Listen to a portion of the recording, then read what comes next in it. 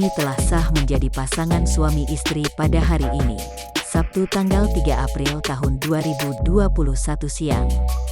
Momen bahagia keduanya digelar di Hotel Rafle, kawasan Setiabudi, Jakarta. Atta tampil mengenakan baju pengantin berwarna putih tanpa headband yang selama ini menjadi ciri khasnya.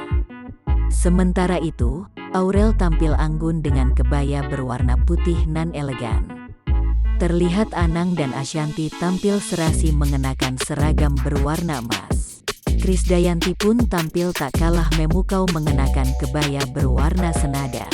Sementara itu, keluarga Atta Halilintar kompak mengenakan seragam berwarna silver keabu-abuan. Acara pernikahan Atta dan Aurel ditayangkan secara langsung di stasiun TV RCTI. Rangkaian acara akad nikah telah dimulai dari pukul 9 waktu Indonesia Barat.